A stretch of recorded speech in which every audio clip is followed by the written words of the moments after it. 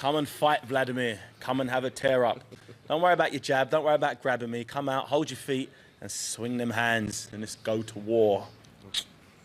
He's as ready as he's going to be with 1 week and 5 days of training left. Yeah, he's in phenomenal shape. I think he's been there before with a few other opponents. He's definitely boxed abroad, gone to foreign territory to pick up the title, so little things like that won't bother him. You have to say Vladimir would be the favourite for this fight. He's the one who's been at heavyweight longer, but David's got, like me, he's got other plans. Yeah. Bring us right up to date. Are you where you want to be at this stage? Yeah, so far so good. I've been, I feel healthy. As you can see, I'm in good nick. You know, I'm not carrying any excess fat. You know, I've been on my diet since, you know, mid-January. I've been making sure that, you know, everything, all angles are covered. So come fight night, you know, I'll be physically in the best, you know, possible position I can be in. You think I was obsessed about your weight? I'm always asking you about it, but you were just over 15 stones last time. What do you think for this? I don't know. You know, it's one thing I've done. I'm not too fussed about what I weigh, as long as I'm achieving the targets in the gym, which I am. As long as I feel healthy, as long as I'm sleeping well, then, you know, I think my weight's irrelevant. You know, I'm not going to start stuffing my face trying to bulk up to a certain weight. You know, I feel quite light. You know, I feel light, but I feel powerful. I feel stronger than I've felt before. I feel healthier than I have before, and I feel in a good place. The train's rumbling overhead as ever in this gym, but you say you're sleeping well. Carl Froch, I was talking to him, an old pal of yours. He says quite often before a big fight he has dreams about the fight. He, you know, gives his girlfriend a little jab in the ribs sometimes because he's imagining he's in the ring with his opponent. Do you get anything like that? No, not really. No, you know, to be honest, I don't really. So I daydream more than anything. You know, when I'm before a session or while I'm training, I'm focusing about what he's doing. But other than the training, I try to switch off from the fight. Otherwise, you can actually drive yourself mental, and you probably won't sleep if you're thinking about fighting. Your adrenaline starts pumping, your heart starts pumping, you won't be able to sleep. So I focus about it when I'm in the gym. Outside of it, I tend to switch off and focus on other things to try to wind your opponents up. Aside from touching gloves there, how come he didn't hit anything today? No bag work. You stopped sparring already? Yes, I've done a lot of sparring already, but today was a little arm circuit I had to do. You know, I've got to make sure with such a few days left to go. You know, I can't start changing up my training routine. I'm punching, I think, tomorrow, so. You know, I don't want to start messing up the routine, but you know, I did a little workout there, a little bit of shadow boxing, so yeah, I'm in a good place. Okay, fair enough. But what about the old verbal sparring? I mean, Vladimir had quite a lot to say. We saw him in Austria last week. He was saying, David, wear that T-shirt again. I mean, he always wants to tell you what to do. Are you going to wear that T-shirt again with the brothers' severed heads? I've actually gone one better this time around. I've actually developed an iPhone game, David Haye's Knockout, and you can see me knocking off a big Eastern European's head in that game. It's selling well on the iPhone store, and here you go. Here's the image of it. He didn't like the decapitated heads, right. So now he's got this. He's got actually. You can see me punching it clean off there. It's very tasteful. Very tasteful. So if the decapitated T-shirt upset him, knowing that there's millions of people around the world playing this game, isn't going to really upset him. Okay. Emmanuel Stewart, this trainer though, says you're so quiet because you've suddenly realised you're in a bit too deep with Vladimir Klitschko. What do you think? I'm focused on training. That's it. You know, now the game's out. I don't have to worry about it. Everyone else is going to do the promotion for me now, and I can just focus on the fight and focus on taking him out. And I'm exactly where I need to be. As I said, I don't need to go out there and promote the fight. The fight sells itself. You know, back when I was doing a lot of the other, as I said, verbal sparring, it's when I wasn't the champion. It's when I was trying to get my name out there. Now everyone knows who I am. I'm the WBA heavyweight champion of the world, and that the fight sells itself. David's even more equipped than he was back then to get him off. He's more experienced as well. You know, having big world heavyweight title fight against Valuev, a big guy, defending it twice. It doesn't hurt your experience. Just like Vlad's got 50-odd fights experience, so you know, he's in a much better place as a man. But I know that both of them are in their prime. Vlad's 34 now, I think, and he's in his fighting prime, and so is David. So you're going to get one hell of a spectacle. Yeah.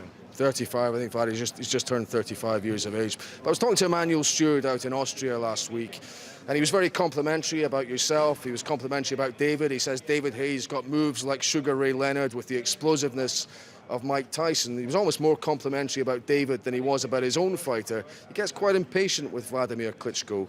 Are they a natural pairing as a fighter and a trainer, Emmanuel and Vladimir? I think that's a natural thing to do as a coach. That's probably what I would do. I only ever look at what David's doing wrong. You don't celebrate what he's doing well. So, you know, I guess what Emmanuel's saying is probably what I would say at that time, being in that frame of mind. You've got to look at the dangers that the other guy presents, and you're looking at what you are doing, but also what you're not doing. So maybe it was, if that's how it came across, maybe that's what it meant. But it's been Vladimir, it seems, that's tried to gain the psychological edge. He was at it again out in Austria saying, David, wear that T-shirt again. The T-shirt you came up with the two brothers with the severed heads on it. Rather tasteless, but a good gimmick. But he says, David, you've got to wear that. Back up your talk in the past. I mean, what do you read? David hasn't said as much as what he usually has before. He hasn't trash talked quite so much. I mean, what do you read into that whole scenario? No, I think I've heard him say quite a lot in the lead up to this. But as far as I'm concerned, he's making noises that he has to make in the gym with his actions. And at this stage of the game, everyone knows about the fight. Everyone wants to watch the fight. Everyone's heard the story of the T-shirt and the stuff that David's done to build it up. And Vladimir's reaction. So don't keep repeating it. Don't keep saying the same things. I couldn't care less about that. All I care about is David doing what he's got to do to win the fight. There's probably no adequate preparation. He's prepared enough because the fights will all lost before you get in the ring, which is in the training and the sparring. And I know that he's had fantastic training and sparring. I spoke to one of his sparring partners last week, and he's been looking sharp. It's difficult to say, as he had. I mean, I've had a phenomenal run of fighters at top level because I'm signed to the biggest tournament in world boxing, which has never happened before. So that's a big talking point for everyone around my career. But David, he's had some decent level fights and he's performed in them, which is important. He's had people pushing back. He's had people box and move around. He's been 10, 12 rounds.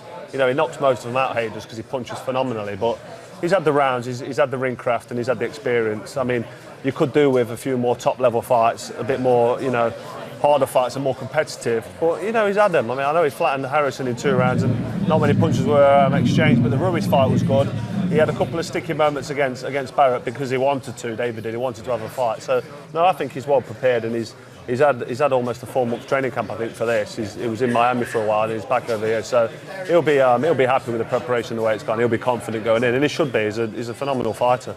Atmospheric gym, this, isn't it, with the trains rumbling overhead on their way to Waterloo Station. But we're in the blue corner here, which David Haye will be on the night, And it'll be interesting, the battle of the trainers in this one. Emmanuel Stewart in Vladimir Klitschko's corner, and of course David Haye with Adam Booth. I mean, who's going to come out with a better tactical battle plan, do you reckon? Well, Adam Booth's strongly and fastly building a reputation for having the best tactics. Some of the tactics he tends to employ seem to be a winning formula just of late. So, Manny Stewart's his experience, and he's been around a few years and he's worked with some top-level world champions. But sometimes he jumps on the top-level champions when they're already champions. So, do you think he's really close to Vladimir? I mean, are they a natural pairing, if you like? Because they're different style. I mean, Emmanuel Stewart comes from that Kronk gym, North American style of fighting. Vladimir Klitschko, very different. Yeah, maybe not. I mean, a lot of it's down to the trainer. I feel that, by having a top trainer, it's very, very important to have a trainer that you listen to and you respect, you look up to, and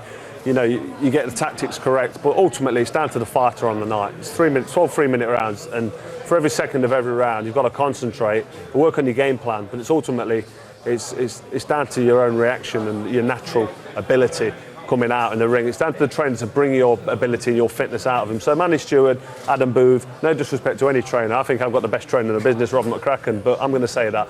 But it's down to David on the night to make sure he does what he does to win. And I know he's mentally tough, he's physically fit and strong, he's been eating the right foods, he's certainly saying all the right things to let me believe he's confident, and he's going to go in there and do everything which he needs to do to win. And I'm confident that he's going to do the job, I really am. Haye versus Klitschko.